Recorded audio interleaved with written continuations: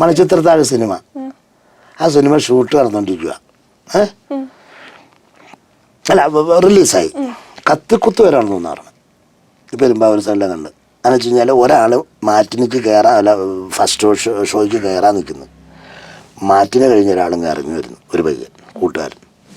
അപ്പോൾ അസം എങ്ങനെയുണ്ട് അവിടെ ഇവിടുന്ന്. അപ്പോൾ അവിടുന്ന് എന്താ നീ ടിക്കറ്റ് എടുക്കണ്ടാ? അവൻ കണ്ടിട്ട് ഇറങ്ങുന്ന പോലെ ടിക്കറ്റ് എടുത്തിട്ട് എടുക്കണ്ടെന്ന്. എന്തേടാ ഇവിടുന്ന്? ഇവൻ ചോദിച്ചു എന്തേ?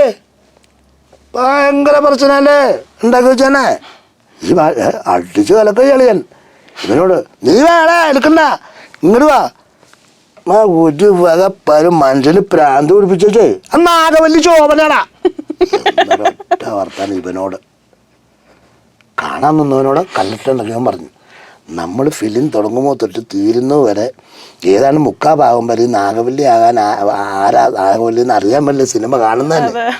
ഇവൻ കയറി കണ്ടു. ഫസ്റ്റിൽ ഇവന് ശോഭനെ മനസ്സിലായി. തീ എത്തിയപ്പോൾ അടുക്കള തീ എത്തില്ലേ. അപ്പോൾ ശോഭനല്ലേ ഇവിടെ ഇല്ല, ശോഭനകത്തില്ലേ.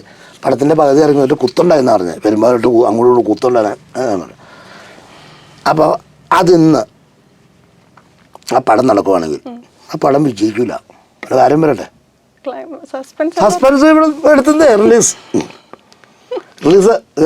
എടുത്ത് ശോഭന നാഗവല്ലിയാണ്, എല്ലാവരും കാണണം പറയും. ആ ഒളിച്ചും പാത്തും വല്ല ഗുഹയിൽ കൊണ്ടുപോയി വെച്ചെടുക്കേണ്ട വന്നേനെ. അപ്പം അങ്ങനെയൊക്കെ പ്രശ്നമുണ്ട്. നമ്മളിപ്പോൾ ഒരു സിനിമ പിടിച്ചുകൊണ്ടിരിക്കുന്ന സ്ഥലത്ത് ഭയങ്കര ശല്യമായിട്ട് മാറിയിരിക്കുന്ന ഒരു സംഭവമാണ് ഈ ഫോൺ റെക്കോർഡിങ്. നമ്മൾ അനൗൺസ് ചെയ്താലും അവർ റെക്കോർഡ് ചെയ്യും.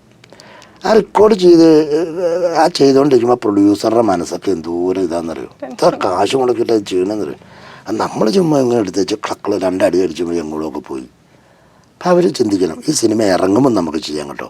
അങ്ങനെ ഒരു മാനുഷിക ബോധവും ഒരു അവബോധവും ഒരു നല്ലൊരു മനസ്സും ഒക്കെ ഇന്നത്തെ ചെറുപ്പക്കാരിലുണ്ടാകുന്നത് ഏറ്റവും നല്ലതായിരിക്കും.